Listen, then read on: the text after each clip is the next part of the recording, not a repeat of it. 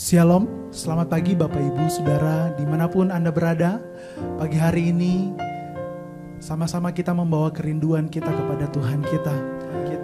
Dan kita terus membawa pujian dan penyembahan kita kepada Dia. Haleluya. Terpujilah nama-Mu Tuhan.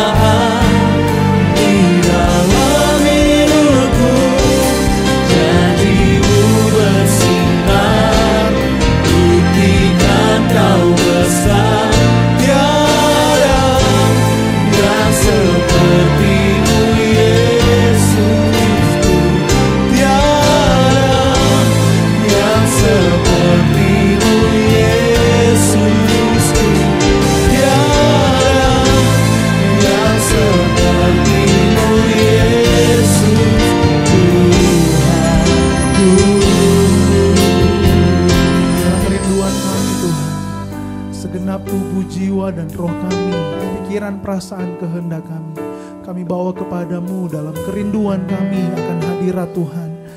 Inilah persembahan pujian kami Tuhan, dan kiranya Engkau yang bertahta atas pujian kami. Kami siap memuji Engkau, memuliakan Engkau pagi hari ini dalam nama Tuhan Yesus Kristus. Haleluya, amin.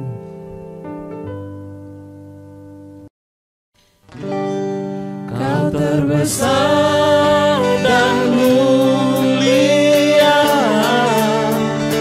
ajaib semua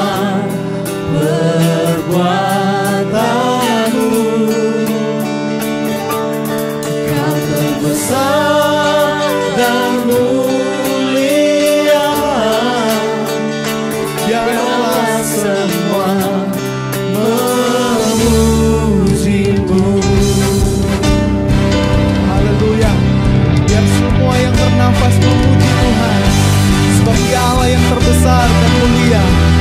Haleluya.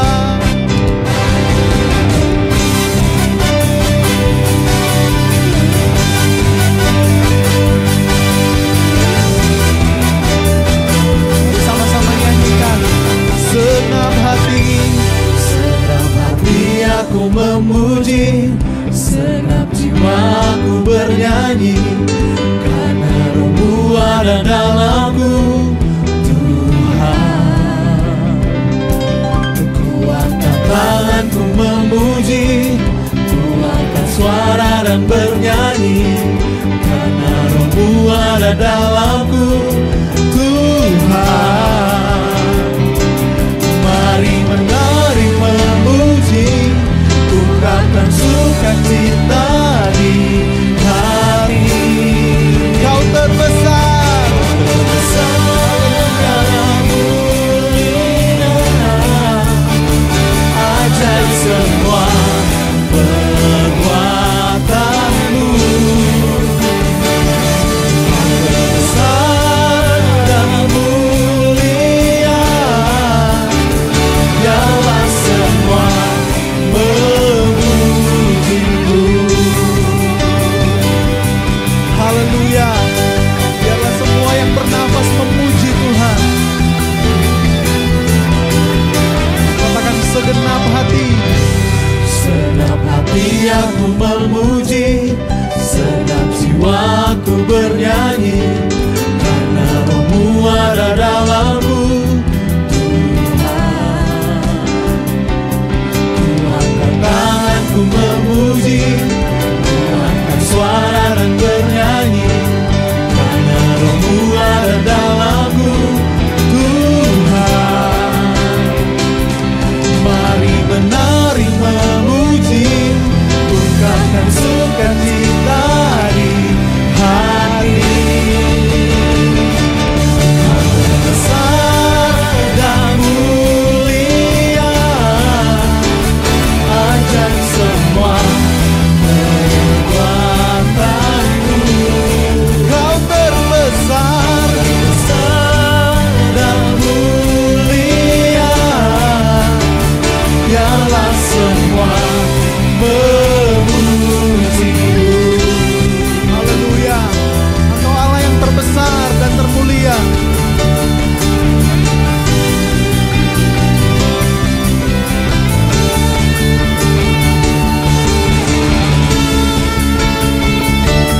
Kami sama-sama nyanyikan. Besar dan mulia,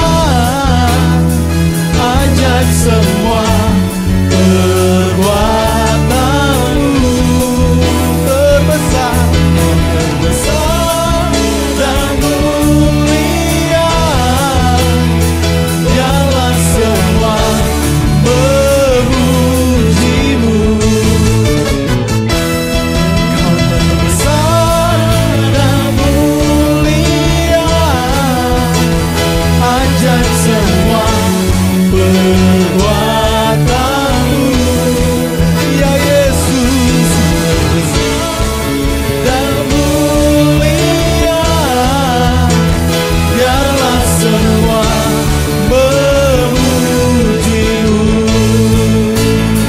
Biarlah semua memuji-Mu. Biar semua, Biarlah semua memuji-Mu. haleluya. Sebab Engkau Allah yang terbesar dan mulia.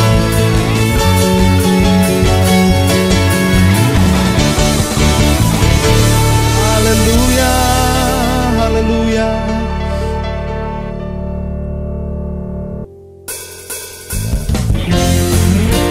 Hanya di dalam nama Tuhan Yesus Kristus, dialah kebenaran kita yang menerangi jalan kita. Firman terangi jalanku, perisai iman di setiap waktu, lindungiku dari segala, tak pernah ku ragu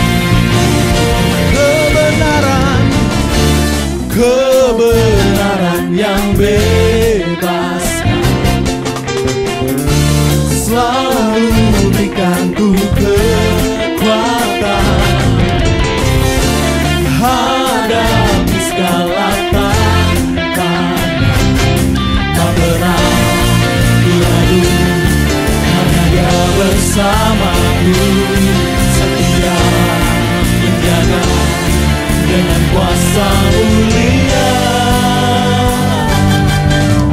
Hanya di dalam namanya Yesus, Dia sumber pengharapan di sepanjang hidupku. Hanya di dalam kuasa-Nya pasti tersedia kemenangan bagiku selama-lamanya. Haleluya, ada kemenangan buat kita. Haleluya, dalam nama Yesus, dalam namanya ada pengharapan, dalam kuasa-Nya kemenangan. Hanya di dalam namanya Yesus, Dia sumber pengharapan di sepanjang hidupku. Hanya di dalam kuasa-Nya pasti tersedia kemenangan bagiku selamanya. Hanya di dalam namanya Yesus, Dia sumber pengharapan di sepanjang hidupku. Hanya di dalam kuasa-Nya pasti tersedia kemenangan bagiku selamanya. Haleluya, dalam nama Yesus ada kemenangan, dalam nama Yesus ada pengharapan, dalam namanya ada pengharapan, dalam kuasa-Nya kemenangan. Haleluya, haleluya Yesus. Kami yakin Engkau ada di tengah-tengah kami, Tuhan. Haleluya, Tuhan. Kami menyembah Engkau di tempat kudus-Mu, Tuhan.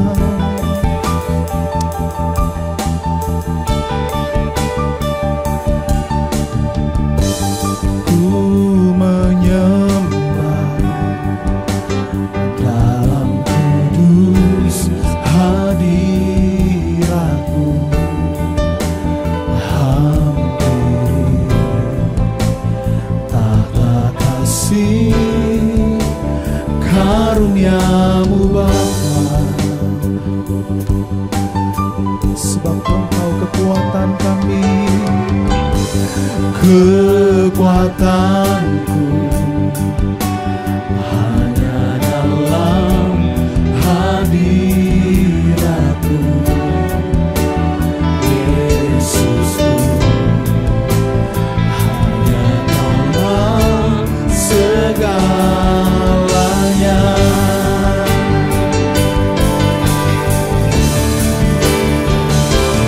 Yakin Kau hadir di sini, ku rasakan kuasa yang tak terbatas. Ku yakin Kau nyata di sini, kemenangan terjadi di sini. Haleluya Yesus, ku menyembah, ku menyembah dalam kudus hadirat-Mu,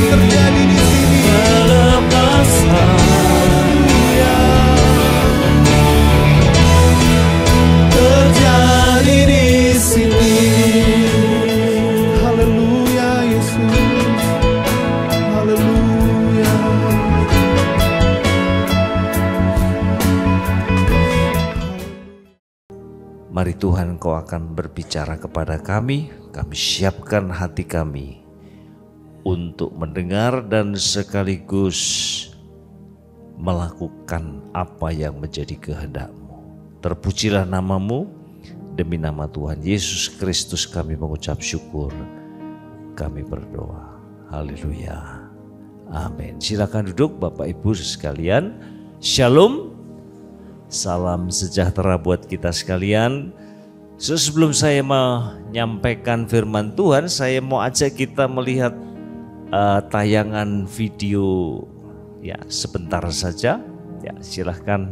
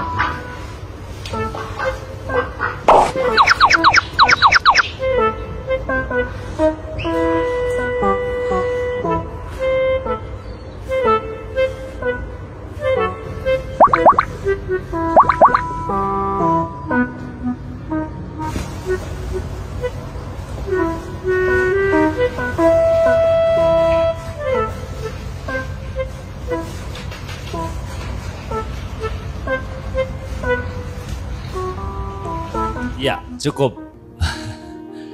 Nanti kalau kelamaan malah pengen nonton aja, nggak mau dengar firman Tuhan. Saudara, apa yang salah dengan apa yang baru saja kita saksikan? Anak angsa harusnya ikut kedua induknya ya. Tapi ini justru anak angsa suka ikut kucing. Ya, karena memang menjanjikan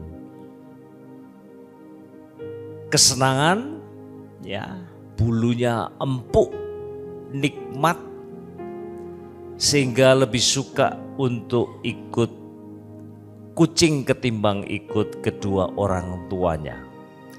Tapi apakah orang tuanya kemudian tinggalkan mereka? Tidak. Kejar terus, panggil terus. Tetapi apa anak-anaknya kemudian dengar-dengaran dan kembali kepada mereka? Tidak, justru mereka semakin nikmat ya bersama dengan sang kucing.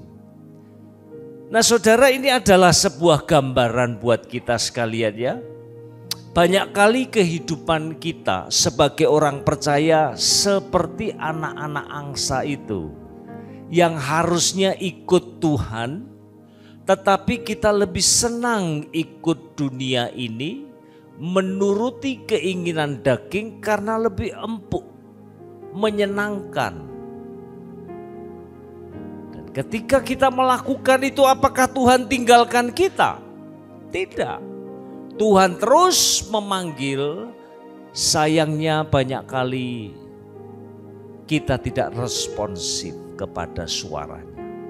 Nah, pada kesempatan ini saya mau menyampaikan firman Tuhan yang saya beri judul Masalah dan Solusi Hati yang Degil. Ya.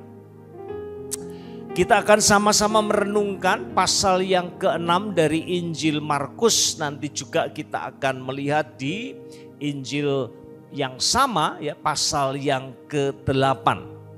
Ya. Nah, kalau kita melihat, ya, di awal dari pasal itu digambarkan bahwa orang-orang yang hidup sekampung halaman dengan Tuhan Yesus menolak Dia.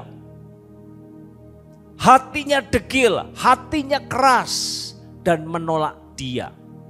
Itu ayat yang pertama sampai dengan ayat yang keempat.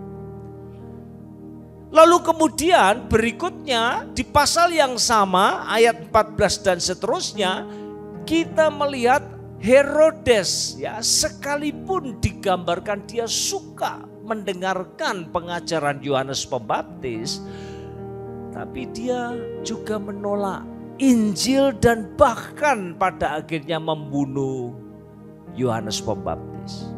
Nah, kalau yang bagian pertama dan kedua itu masuk akal. Itu mereka itu bukan orang percaya, bukan murid-murid Tuhan Yesus.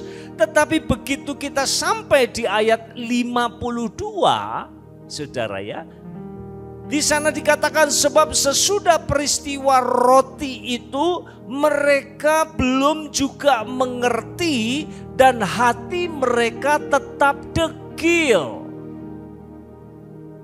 Sudah.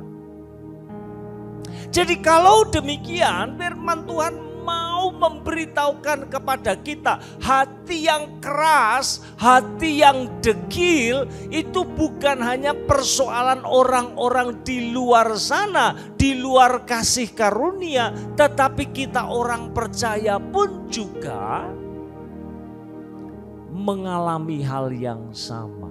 Kita punya masalah yang sama. Padahal saudara, kalau kita melihat, ya, pada bagian tersebut, mereka itu, para murid itu baru saja pulang dari, kalau bahasa sekarang itu mission trip.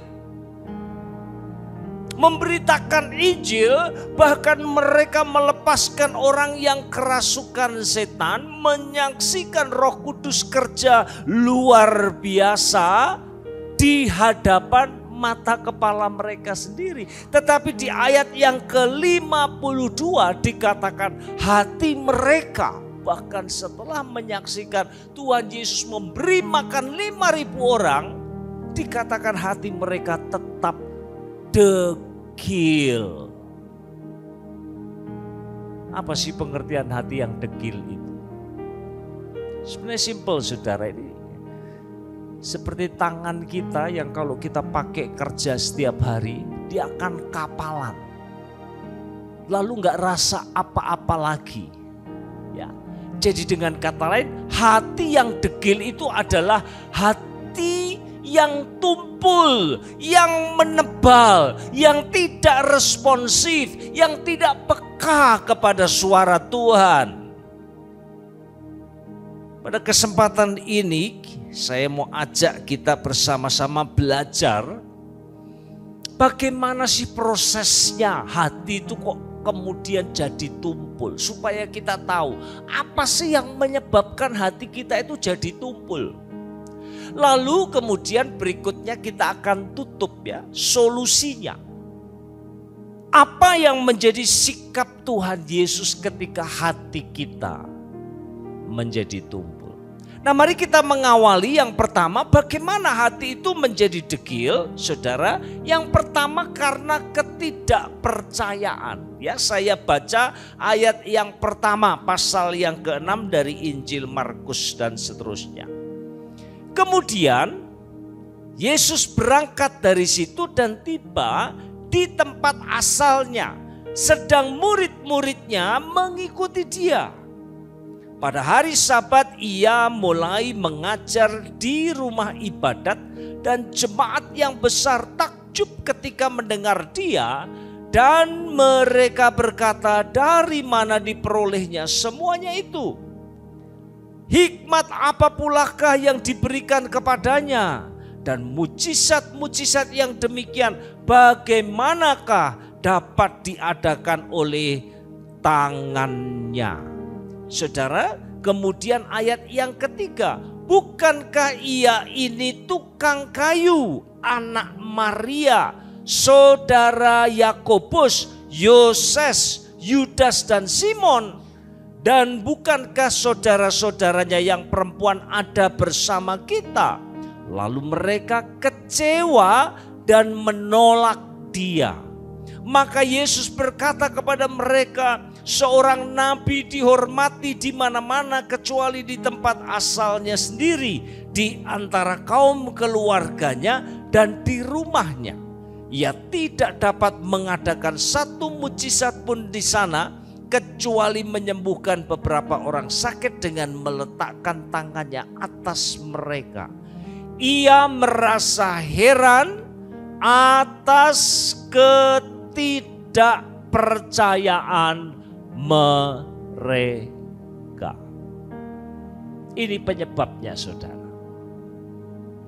Dan menarik sekali sebenarnya, ya, kalau kita memikirkannya lebih jauh, ya. Kalau ada seseorang yang berprestasi, entah di bidang apapun, juara PON mungkin, Olimpiade matematika mungkin, ya. Maka biasanya masyarakat di kota tersebut akan merayakan, menyambut dengan meriah keberhasilan yang luar biasa itu. Tetapi justru di sini digambarkan orang-orang sekampung halaman Tuhan Yesus.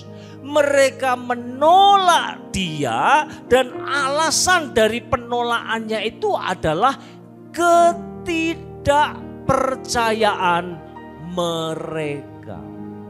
Nah, saudara, saya kira kita bisa belajar sesuatu yang sangat penting, saudara, di sini, dan membawanya ke dalam kehidupan kita.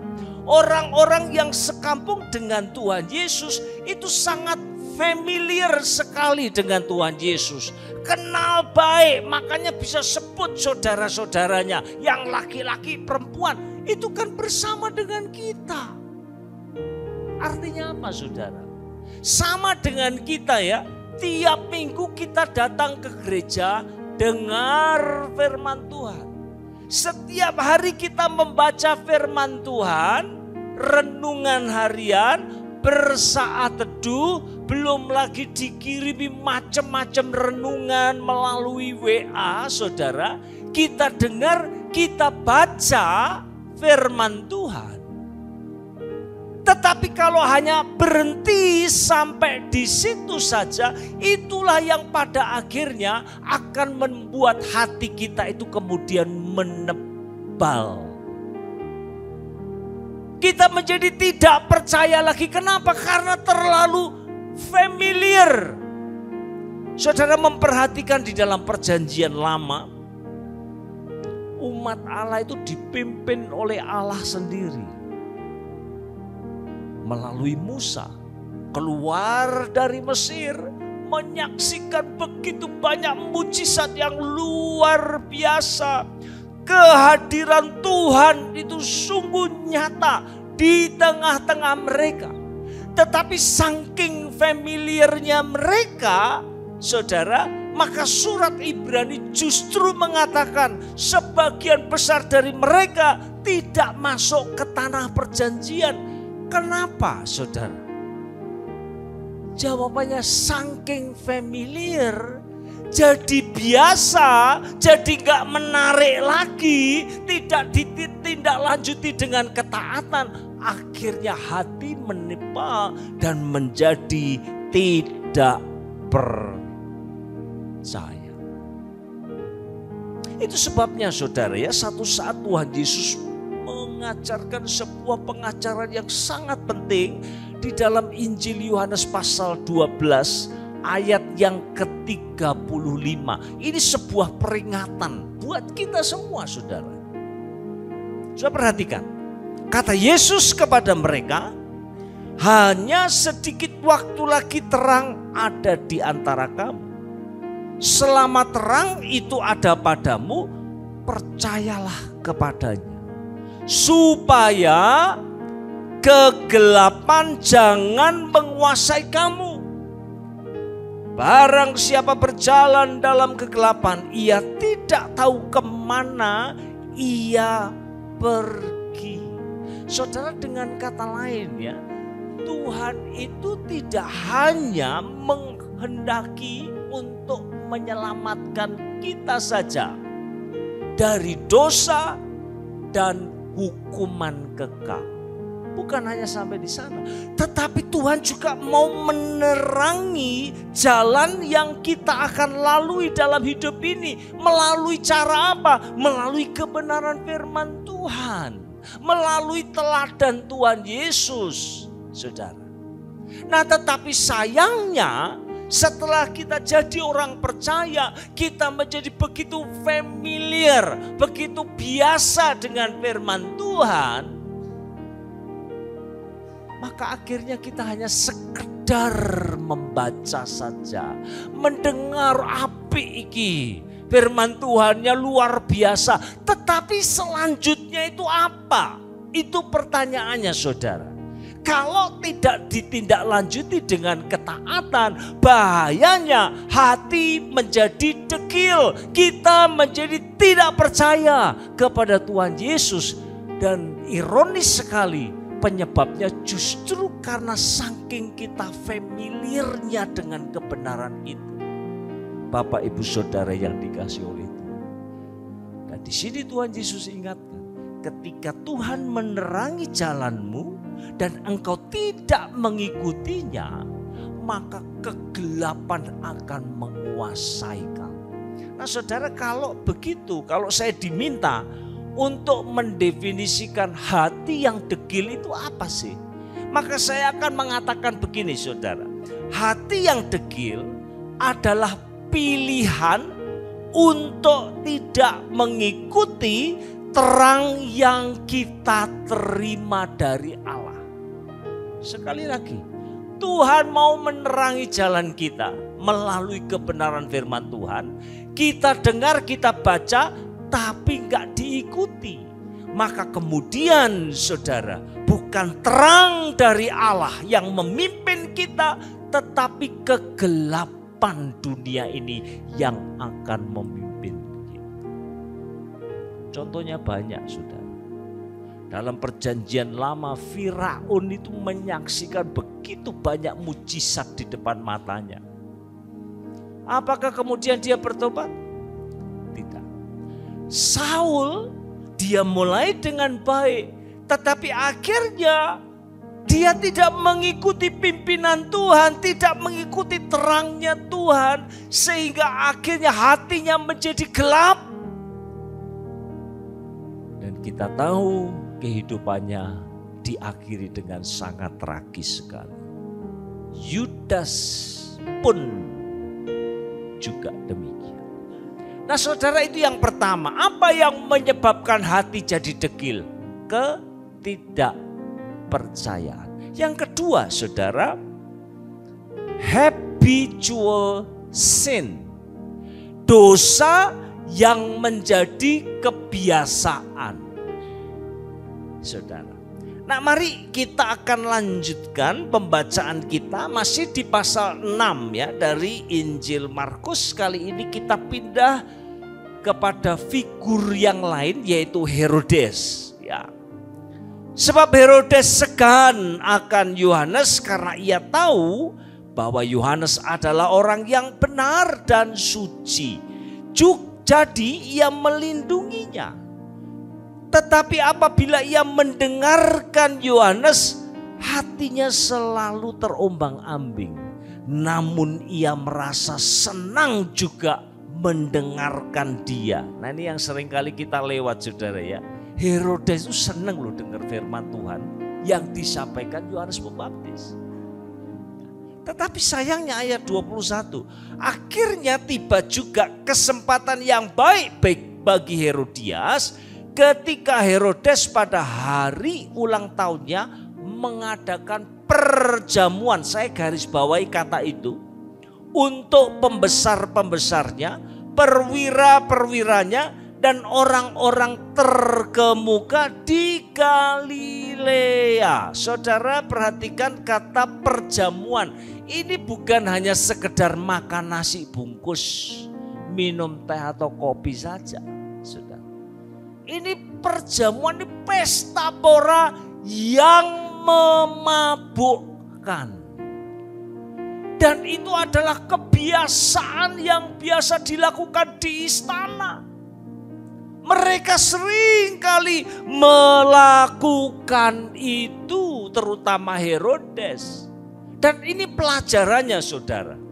Pada saat daging kita dikasih makan terus saudara, maka akibatnya hati akan menjadi keras. Dengan kata lain saudara, kalau ada dosa yang kita lakukan terus menerus dan itu seolah-olah sudah menjadi sebuah kebiasaan, apapun itu saudara, maka itu membuat hati kita akan menebal, tidak responsif lagi kepada suara Tuhan. Nah maka kalau kita bertanya kenapa ya aku ini kok susah banget ya taat kepada firman Tuhan. Susah banget ya berdoa. Susah sekali untuk taat kepada firman Tuhan. Itu kira-kira masalahnya apa saudara? Maka kita harus cek hidup kita. Kita uji, kita periksa. Barangkali ada dosa yang terus-terusan kita lakukan dalam hidup kita. Sama seperti Herodes. Itu sebabnya saudara perhatikan ya. Karena kemabukan yang luar biasa itu. Maka kita membaca ayat 22 dan seterusnya. Pada waktu itu anak perempuan Herodias tampil lalu menari. Dan ia menyukakan hati Herodes dan tamu-tamunya. Raja berkata kepada gadis itu, minta daripadaku apa saja yang kau ingini, maka akan kuberikan kepadamu. Lalu bersumpahlah kepadanya, apa saja yang kau minta akan kuberikan kepadamu, sekalipun setengah dari kerajaanku. Ini perkataan apa kalau bukan perkataan orang mabuk, saudara? Anak itu pergi dan menanyakan ibunya, apa yang harus ku minta? Jawabnya, kepala Yohanes Pembaptis. Dan kita tahu akhir ceritanya, kepala Yohanes Pembaptis dipenggal lalu ditaruh di atas daun bawang. Saudaraku yang dikasihi oleh Tuhan, apa yang menyebabkan semuanya itu terjadi? Karena ada dosa yang biasa dilakukan dalam kehidupan Herodes. Dan pada akhirnya itulah yang membuat Yohanes Pembaptis mati dengan cara yang begitu tragis. Itu pula yang akan terjadi dengan kehidupan kita. Pada saat kita memelihara sebuah kebiasaan yang tidak berkenan di hadapan Allah. Apapun itu saudara. Ya, dan seharusnya tugas pendeta itu, tugas pengkhotbah itu menyiapkan firman Tuhan. Firman Tuhan ini sifatnya umum ya saudara ya. Saya kan gak mungkin satu persatu dosanya apa-apa. Saudara, tapi mari sama-sama saya ajak kita masing-masing akan merefleksikan, akan bercermin di hadapan firman Tuhan. Lalu bertanya, apa yang selama ini telah mendukakan hati Tuhan yang aku lakukan terus-menerus sehingga hatiku jadi tebal ini. Mari sama-sama kita koreksi, kita periksa hati kita pada pagi hari. Saya mau tambahkan saudara ya, Ibrani pasal 3 ayat yang ke-13. Tetapi nasihatilah seorang akan yang lain setiap hari selama masih dapat dikatakan hari ini, supaya jangan ada di antara kamu yang menjadi tegar hatinya karena tipu daya dosa. Bukan hanya dikatakan dosa saja, tapi ditambahkan keterangan tipu daya. Saya mau memastikan kepada kita sekalian saudara. Sama seperti tadi ya, video singkat yang kita lihat. Kelihatannya kucing itu menjanjikan bulu yang empuk, kesenangan, kenikmatan. Tapi saya mau mengatakan kepada kita sekalian bahwa dosa itu tidak pernah gratisan. Ada harga yang harus kita bayar. Dan harganya luar biasa mahal pada saat kita mengikuti kedagingan kita, jalan dunia ini. Sebabnya diperingatkan di sini, tipu daya. Sangat memikat memang, tetapi sangat menghancurkan kehidupan kita.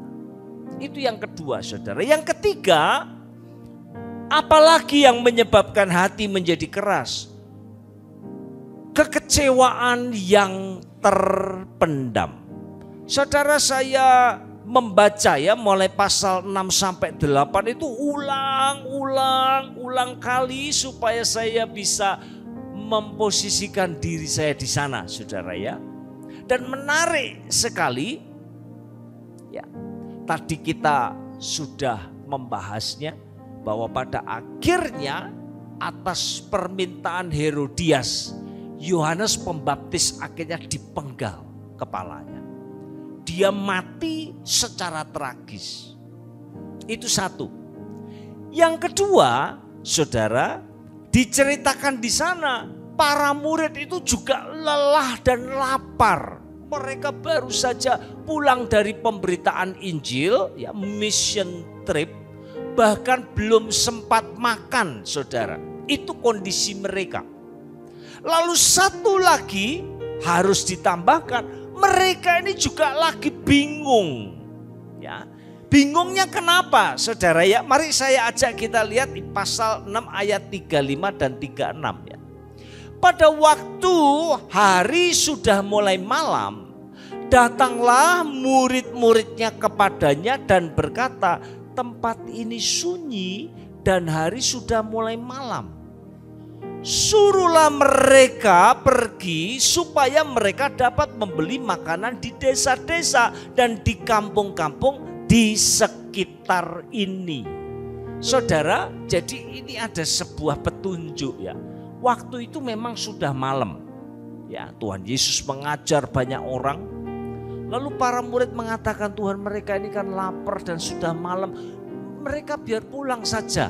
Kan warung-warung masih buka di sekitar sini. Biar mereka bisa cari makan sendiri-sendiri. Ya. Tetapi Tuhan Yesus katakan apa? Enggak. Kamu yang harus kasih makan. Dan akhirnya terjadilah mujizat besar itu. Tuhan Yesus menggandakan makanan itu sehingga akhirnya dari 5 roti dan 2 ikan 5.000 orang dikasih makan semua, saudara. Nah, ini kan membingungkan. Yohanes Pembaptis yang Tuhan sendiri mengatakan tidak ada orang yang lahir dari seorang perempuan yang lebih besar dari dia. Ini orang hebat, pendahulu Mesias. Tapi dia dipenggal kepalanya, Tuhan Yesus gak buat mujizat loh saudara. Dia seperti membiarkan itu terjadi. Sesuatu yang perlu dilakukan malah gak dilakukan sama Tuhan Yesus. Nah, ini Sebenarnya orang-orang itu bisa pergi sendiri-sendiri dan beli makanan di sekitar situ. Tapi justru Tuhan Yesus mengadakan mujizat besar. 5.000 orang dikasih makan, saudara. Saya kira kalau kita sudah sekian lama ikut Tuhan, kita pernah pada posisi para murid waktu itu. Bingung. Saudara, ayah saya meninggal dunia itu usia 53 tahun, saudara. Waktu itu beliau kena stroke yang kedua. Lalu akhirnya saya pulang, waktu itu saya masih pelayanan di Jakarta. Dan karena semua kerja saya yang jaga. Saya berdoa, saya di depan ruang ICU itu saya berdoa, Tuhan, saya bahkan ngancem Tuhan. Kalau Tuhan gak sembuhkan ayah saya berhenti pelayanan. Saya gak mau balik lagi.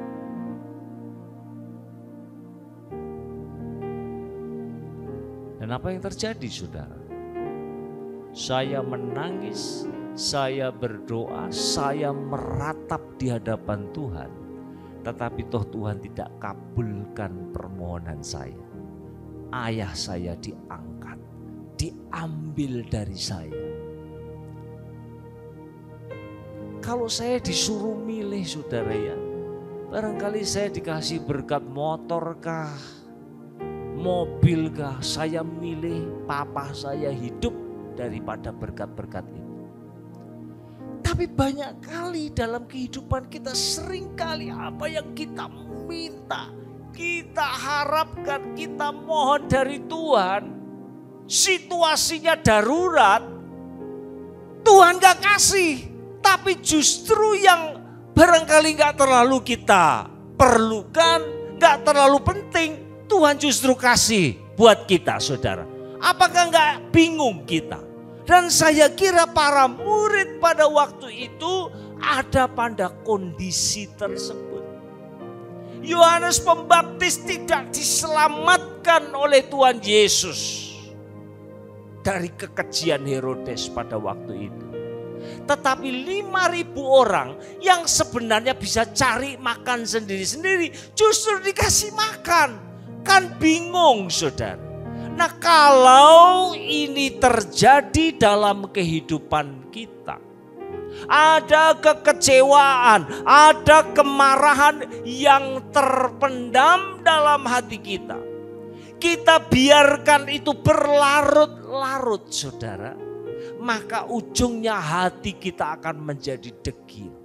Kita enggak lagi responsif, tidak lagi peka kepada pimpinan Tuhan. Dan itu yang terjadi dengan para murid, saudara. Dan kita semua bisa berada pada posisi yang sama. Nah, ini 3 penyebab ini, saudara. Nah, sekarang mari kita akan sama-sama belajar ya. Apa yang menjadi sikap Tuhan Yesus ketika hati para murid menjadi degil. Saudara ya. Yang pertama, saudara, Tuhan Yesus itu tetap sabar. Sama seperti induk angsa itu. Meskipun ngikut kucing, bahkan tidur di atas bulunya kucing, lebih nikmat bersama dengan kucing ketimbang dengan orang tua mereka. Apakah induk dari angsa itu, kemudian anak-anak angsa itu tinggalkan mereka? Tidak, saudara. Tetap bersabar, dan itulah yang Tuhan Yesus lakukan. Pasal 8 ya, kita pindah Injil Markus ayat 17. Dan ketika Yesus mengetahui apa yang mereka perbincangkan, ia berkata, "Mengapa kamu memperbincangkan soal tidak ada roti? Belum jugakah kamu paham dan mengerti? Telah degilkah hatimu?" Kembali muncul, saudara. Bayangkan, saya nggak tahu kalau saya kepret itu ya, para murid itu. Marah. Wong baru saja menyaksikan 5.000 orang dikasih makan sama Tuhan Yesus. Sisanya berapa? Sampai Tuhan Yesus tanya kepada mereka, 12 bakul. Yang 4.000 Ini peristiwa lain saudara, itu juga di pasal yang ke-8. 4.000, sisanya 7 bakul.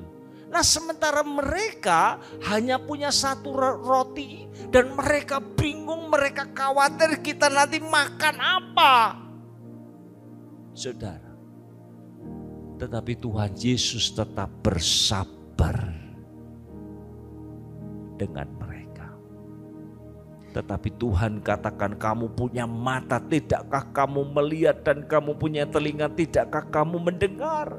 Tidakkah kamu ingat lagi? Ini peristiwa baru saja terjadi, tetapi toh hati mereka tetap menebal dan tidak mengerti pekerjaan Allah melalui Tuhan kita, Yesus Kristus. Lalu apakah Tuhan Yesus kemudian, oke, kalau begitu stop. Kamu tak coret jadi murid-muridku. Tidak usah ikut laku lagi. Hatimu terlalu keras. Kamu gak cocok jadi orang Kristen. Apakah itu yang dilakukan Tuhan Yesus? Tidak. Tuhan Yesus tetap mengasihi para murid dan tetap bersama dengan mereka. Itu yang pertama, saudara. Dan yang kedua dan yang terakhir, ayat yang ke-48, saudara ya. Kembali ke pasal yang ke-6. Ketika ia melihat betapa payahnya mereka mendayung karena angin sakal, maka kira-kira jam 3 malam ia datang. Ini semua kata-kata kerja ini saudara. Kepada mereka, berjalan di atas air, dan ia hendak melewati mereka. Saudara perhatikan di sini, pada waktu itu ketika mereka berangkat terlebih dahulu, lalu angin sakal datang saudara. Itu angin yang sangat kencang dan sangat membahayakan. Para murid ada di dalam perahu itu. Hati mereka degil, gak ngerti-ngerti, gak paham-paham juga pekerjaan Tuhan melalui karya Tuhan kita Yesus Kristus. Tetapi pada saat mereka berada dalam masalah besar, Tuhan Yesus melihat. Saudara, ini penting sekali. Walaupun hati kita degil, diajak hidup jalan kebenaran, susahnya. Hidup dalam jalan kebenaran, susahnya minta ampun. Tetapi Tuhan tetap melihat dan perhatikan. Dia datang untuk menolong kita. Dan saya percaya itulah kasih karunia Tuhan buat kita sekalian. Amin. Walaupun kita tidak setia, Dia tetap setia. Walaupun hati kita keras, kita seringkali menyingkirkan atau meminggirkan Tuhan Yesus. Suaranya gak dengar, kita suka jalan sendiri. Tetapi Dia tetap mengasihi kita. Dan bahkan pada saat kita butuh pertolongannya, Dia melihat dan Dia datang untuk menolong kita. Maka saya mau tutup dengan sebuah undangan. Dari surat Ibrani pasal 3 ayat yang ke-15. Tetapi apabila pernah dikatakan pada hari ini, jika kamu mendengar suaranya, janganlah keraskan hatimu seperti dalam kegeraman. Akan ada waktu saudara, meskipun Dia sabar dengan kita, akan ada waktu yang tidak bisa lagi disebut dengan hari ini. Artinya sudah tidak ada kesempatan lagi.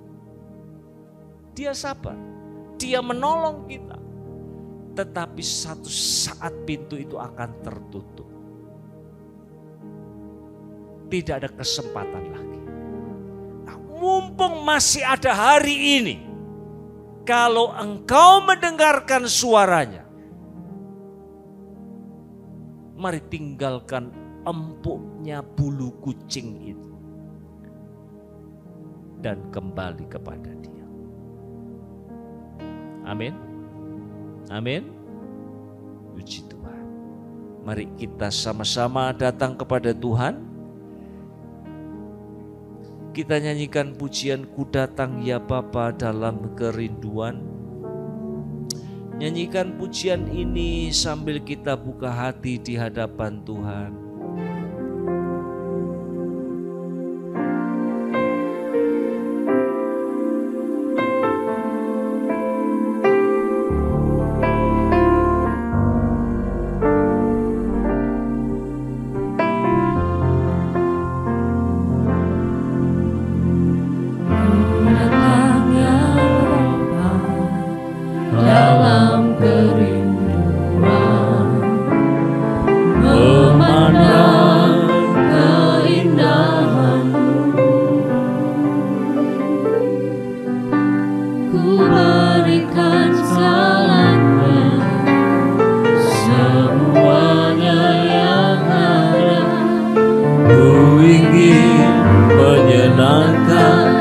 hatimu, oh Tuhan. Ku datang ya Bapa, ku datang ya Bapa dalam kerinduan, memandang keindahan-Mu.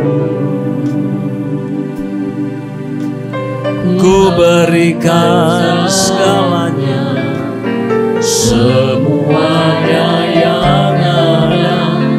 Ku ingin menyenangkan hatimu, oh Tuhan.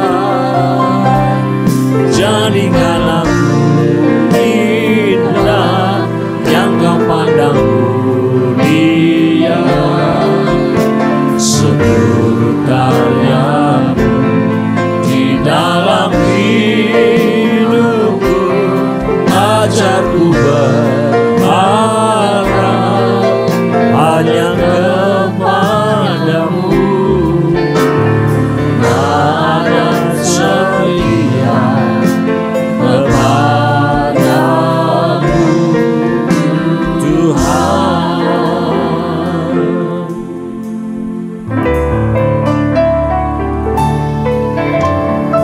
Ku datang ya Bapa dalam kerinduan, memandang keindahan-Mu.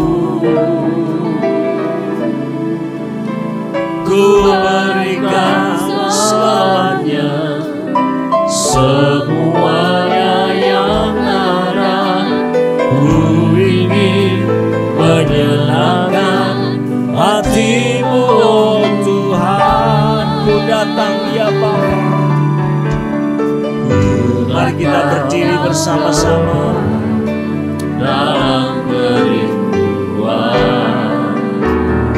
memandang keindahan-Mu. Ku berikan segalanya, semuanya yang ada. Ku ingin menyenangkan hatimu, oh Tuhan.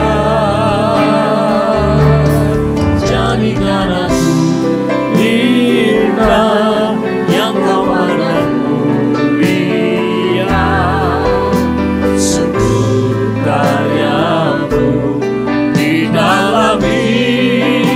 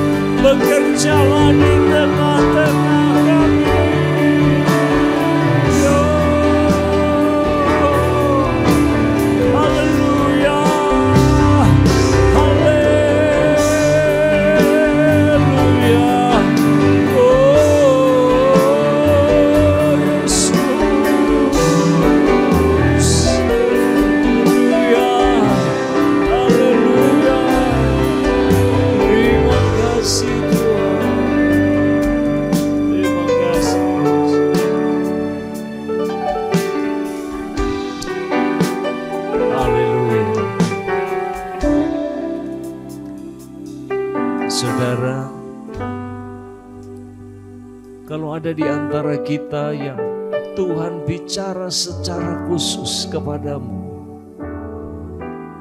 Tuhan ingin engkau kembali kepadanya, karena selama ini engkau keras hati. Saya mau berdoa secara khusus buat saudara. Kalau ada di antara saudara yang ingin doakan secara khusus, mari angkat tangan bersama dengan saya. Terima kasih. Tidak perlu malu di hadapan Tuhan. Biar Roh Kudus lembutkan hatimu. Dalam nama Tuhan Yesus, mari Tuhan, Engkau melihat tangan-tangan yang diangkat pada pagi hari ini ya Bapa.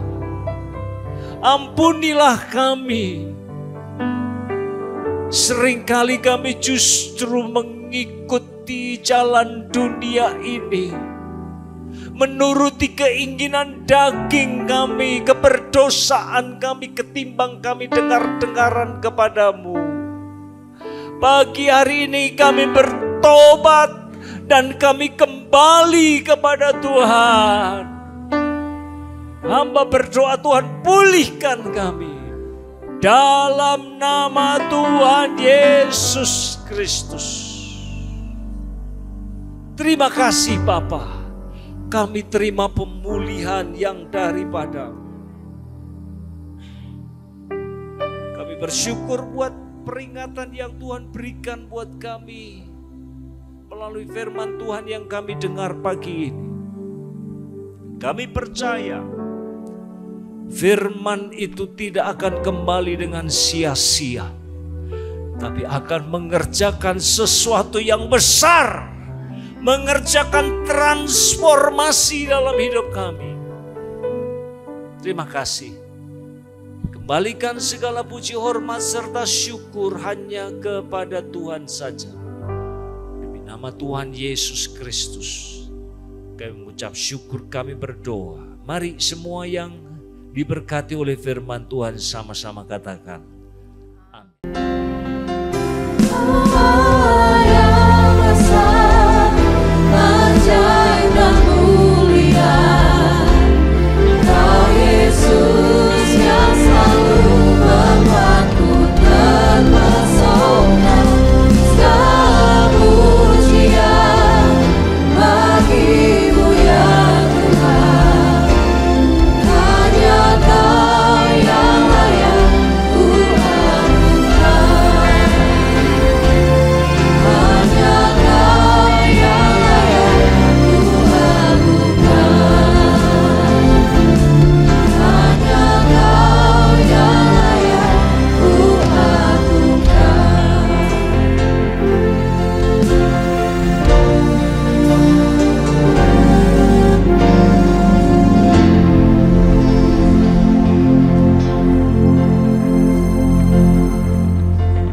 Ya Tuhan, hadirat-Mu tetap menyertai mereka untuk memberkati setiap rumah tangga mereka, seluruh anggota keluarga mereka. Berkatilah usaha dan mata pencaharian umat-Mu. Berkatilah roti dan air mereka. Berkatilah umat-Mu ini dengan kekuatan dan kesehatan. Sesungguhnya Engkau sangat mengasihi umat-Mu. Seluruh umat-Mu ini ada di dalam telapak tangan-Mu, dan tak seorang pun dapat merampas mereka, domba-domba-Mu ini, dari dalam tangan-Mu. Hamba-Mu berdoa, bawalah seluruh sidang jemaat-Mu ini semakin hari semakin dekat kepada-Mu, semakin mengasihi Engkau ya Tuhan, sehingga mereka boleh tiba di puncak bukit kesucian-Mu dan memandang wajah-Mu yang indah. Kini sidang jemaat yang dikasihi Tuhan, Allah yang kekal adalah naungan-Mu, dan lengannya yang abadi menopang Engkau. Tuhan memberkati Engkau dan melindungi Engkau. Tuhan menyinari Engkau dengan wajah-Nya serta memberikan Engkau kasih karunia. Tuhan menghadapkan wajah-Nya kepadamu dan memberikan Engkau damai sejahtera di dalam berkat nama Tuhan Yesus Kristus. Amin. Murda